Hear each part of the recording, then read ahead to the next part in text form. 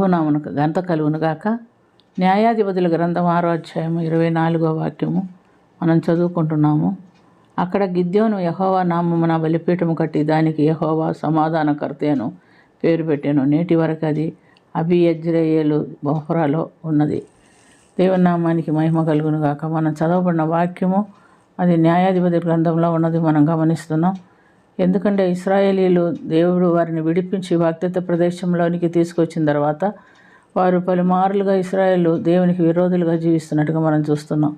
వారు ఎప్పుడైతే విరోధులుగా జీవించి దేవునికి విరోధంగా విగ్రహారాధన చేసి అన్ని దేవతలకు నమస్కారం చేసి ఉన్నారో దేవుడు వారిని కఠినంగా శిక్షించి శత్రువుల చేతికి వారిని అప్పగించేవారు. వారు ఎప్పుడైతే శత్రువుల చేతికి అప్పగించబడ్డారో అప్పుడు యెహోవాకు మొరబెట్టిరి అని మనం చూస్తున్నాం.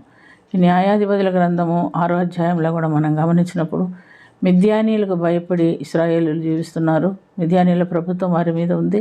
అటువంటి సమయంలో నా తండ్రి గిద్యోను మనం గమనించినప్పుడు ఒక గానుగ చాటున ఉండి తమ గోధుమలు దుల్లగొట్టుచున్నట్టుగా చూస్తున్నాం. అప్పుడు దేవుని యొక్క దూత వచ్చి పరాక్రమశాల గల బలాఢ్యుడా నీకు శుభము అని చెప్తున్నట్టుగా మనం చూస్తున్నాం. యెహోవా మీకు తోడై ఉన్నాడు అన్నప్పుడు గిద్యోను అంటున్నాడు, చిత్తం నా ఏలినవాడా, యెహోవా మాకు తోడుగా ఉండే ఇదంతా మాకు ఎలా జరుగును?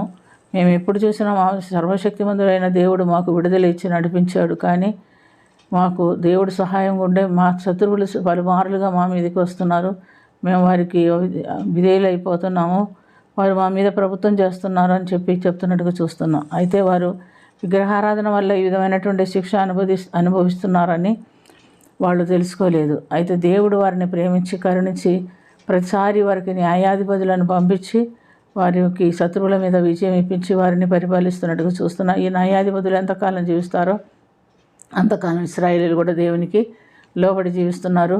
న్యాయాధిపతులు చనిపోయి కొన్ని సంవత్సరాలకు మళ్ళీ ఇశ్రాయేలీలు పాపం చేస్తున్నారు.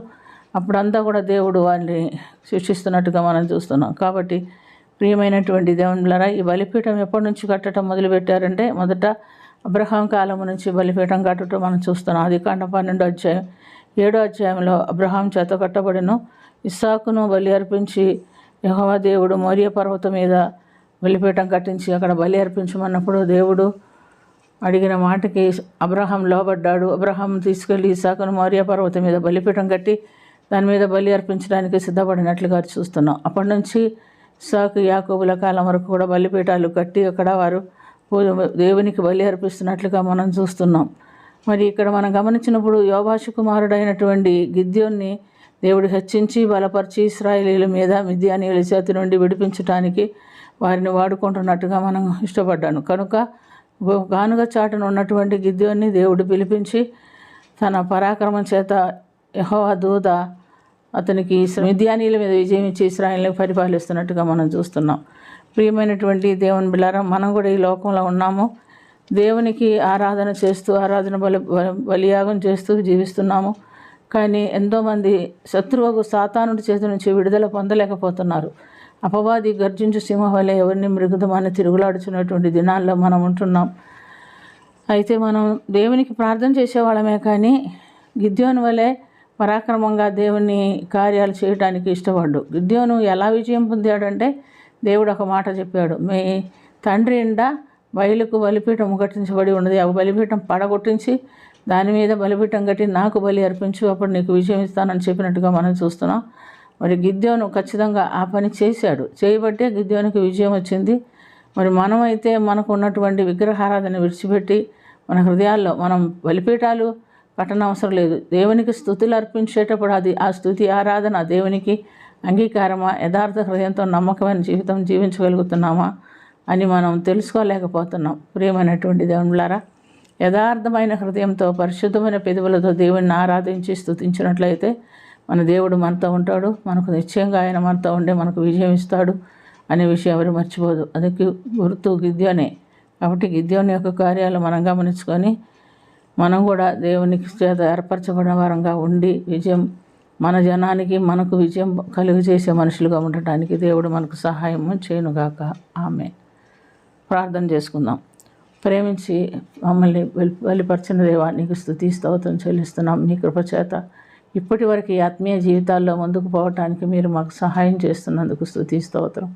యథార్థమైన హృదయము, పరిశుద్ధమైన పెదవులు, నమ్మకమైన జీవితం మాకు దయచేయమని అడుగుచున్న ప్రతి విధమైనటువంటి విగ్రహారాధన, నీకు విరోధమైన ప్రతి విధమైన కార్యాలను విడిచిపెట్టి నీకు అంగీకారమైనటువంటి పరిశుద్ధమైన జీవితం మేము జీవిస్తూ ఈ ఆత్మీయ జీవితంలో విజయము, అనేకులు ఎదుట నమ్మకమైన సాక్షులుగా నిలబడి అనేకులను నీ వైపు ఆకర్షించి నీ రాజ్యానికి చేర్చగలిగేటటువంటి ధన్యత మాకును దయచేయమని, కృప చూపించమని. గిద్యోను ఏ విధంగా తన తండ్రి ఉండినటువంటి ఆ విగ్రహాన్ని పడగొట్టగలిగాడో, మేము కూడా మా హృదయాల్లో ఉన్నటువంటి సమస్త విధమైన నీకు ఇష్టమైన కార్యాలను తీసివేసి నీకు ఇష్టమైన కార్యం చేయుటకు మమ్మల్ని కూడా మీరు బలపరిచి వాడుకొనమని యేసుక్రీస్తు పుణ్యనామమున అతి మిక్కిలి వినయముతో అడిగి వేడుకొనుచున్నాము తండ్రి.